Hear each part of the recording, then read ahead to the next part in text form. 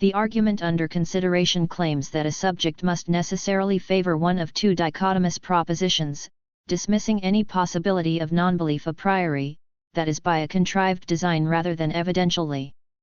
The argument relies on premises that reduce belief to simply assigning a probability greater than 50%.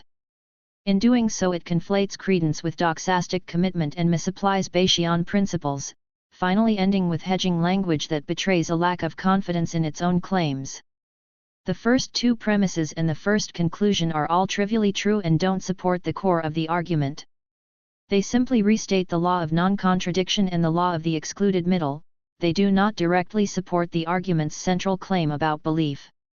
The first conclusion, finding two dichotomous propositions to be less likely to be true than one another is contradictory and a logical impossibility, is just a restatement of the fact that you cannot assign a lower probability to both P and not P simultaneously. This does not rule out the possibility of assigning equal probability to P and not P. This conclusion does not establish anything about belief. This is a statement about epistemic probability, not doxastic commitment. Jumping to premise 4, belief is the state of finding a proposition to be more likely to be true than untrue. I have no reason to accept this premise. The argument assumes that belief is strictly a matter of assigning a probability greater than 50% to a proposition. However, belief is often considered a psychological commitment or acceptance of a proposition, not a matter of probability. Credence is what Schwitzgebel is describing with this quote. Credence, a separate but related propositional attitude, is the subjective probabilistic confidence of a proposition. In the Stanford Encyclopedia article, Schwitzgebel actually gives several different accounts of beliefs including representationalism, dispositionalism, even eliminativism, which rejects belief as a valid concept altogether. None of these perspectives define belief solely in terms of probabilistic confidence. The author is just misrepresenting their source. So, again, without a good reason to accept this reductionist model of belief, I still have no reason to accept this premise. Premise 5 states, in the case of dichotomous propositions, the degrees of credence granted to a proposition and its negation are inversely proportional. The author cites Bayes and Jeffreys, but neither of these sources establish an inverse relationship with respect to credences. This is just a misrepresentation of these sources since neither of them talk about credences. So let's do that. Credence can be described as a related but separate propositional attitude from belief and disbelief that represents an agent's degree of confidence in a proposition on a continuous scale. Since credence does not require full commitment to P or not P, it does not affirm in either direction. The principle of inverse probabilities refers to a concept in Bayesian probability in how we update our degree of belief in a hypothesis given new evidence. However, it would be a mistake to conclude that a degree of belief in Bayesian probability maps cleanly onto a degree of credence in Bayesian epistemology. A degree of belief is an objective measure calculated from Bayes' theorem, while a degree of credence is a subjective measure of confidence. In Bayesian terms, probability, A, plus probability, not A, equals 1. That is the probability of A plus the probability of not A equals 1. This applies to probability measures, but does not translate to doxastic attitudes such as belief and disbelief or credence. There is no reason to assume that credence in a proposition is directly inverse to credence in its negation. There are some limitations in that total credence must be less than or equal to 1, but that doesn't force an inverse relationship. For example, a person could have low credence in A, credence, A, equals 0.2, and low credence in not A, credence, not A, equals 0.2, simultaneously and without commitment to either the proposition or its negation.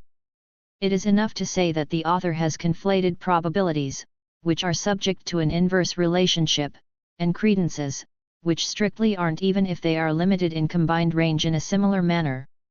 Conclusion 2, being supported by premise 4 and premise 5, fails. The conclusion falsely asserts that any tilt in confidence, no matter how small, must constitute a belief. The standard of minuscule disparity is imprecise and ambiguous. The claim is effectively unfalsifiable. If a person has a difference in credence of 100 quintillionth percent, does that mean they truly believe in the proposition? This is counterintuitive and absurd. Belief, as described within the Stanford Encyclopedia of Philosophy, involves commitment, endorsement, or a disposition to act, not a slight tilt in confidence. Having dismissed the first conclusion as irrelevant and dismantled any reason to accept the second conclusion, let us now return to premise 3, which is the biggest offender within the argument. Let us, for sake of the argument, consider premise 3 as true. It would be a mistake to accept that just because non-belief hasn't been substantiated that it cannot be substantiated. And therefore, non-belief is impossible. This mistaken assumption is exactly what conclusion 2 and conclusion 3 depends on as support. More than that, conclusion 2 and conclusion 3 seek to establish that non-belief does not exist or is logically impossible, which is already assumed from premise 3. If non-belief is the point of contention, then presenting this premise is just begging the question. The argument assumes 1. Non-belief has not been substantiated. 2. Therefore, non-belief cannot be substantiated. And 3. Therefore, non-belief cannot be possible. The argument's goal is to create a credence-based model of belief which eliminates non-belief a priori. It assumes its conclusion from the start, thereby begging the question.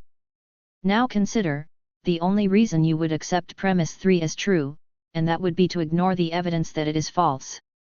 What the author of the argument has done is chosen to ignore or dismiss the evidence that is readily available on these topics. Neuroscience, cognitive science, psychology, and philosophy provide substantial research that supports the distinction between non-belief from disbelief. Ignoring this body of evidence does not make it disappear. Again, if premise 3 was sound, how then would we explain the mountain of counter-evidence from so much interdisciplinary research that supports the distinction? Are we to believe an entire field of inquiry has been misled or involved in a grand conspiracy?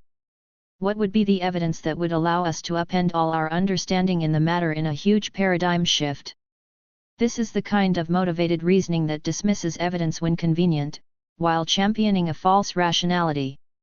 Conclusion 3, much like premise 3, ignores the real possibility of finding both a proposition and its negation as equally likely true, therefore finding neither more likely true. Acknowledging that both sides of a proposition could be assigned equal credence, would mean acknowledging a distinct state of non-belief, which the argument already assumes as logically impossible. No justification has been given for why a subject must favor one proposition over its negation.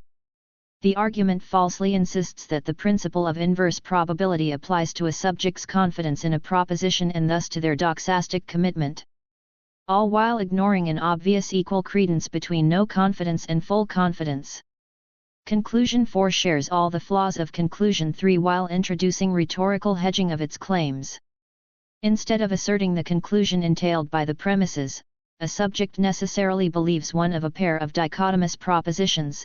The author simply claims that it's reasonable to conclude, which suggests that the author lacks confidence in the argument's validity but still wishes to persuade the reader. The wish that you would share their mistake. This is small proposition P energy. If the conclusion is not entailed by the premises, and the author does not have confidence in it, then neither should the reader. In summary, the argument is flawed. By presupposing that non-belief is impossible and by equivocating degrees of confidence with genuine belief, the argument begs the question asserting what it should be concluding. It ignores the possibility of equal credence, and thereby ignoring the legitimate state of suspending judgment. The hedging phrase, "it is reasonable to conclude," further undermines its validity. This lack of confidence, and the logical gaps it reveals, means the premises do not compel a definitive conclusion.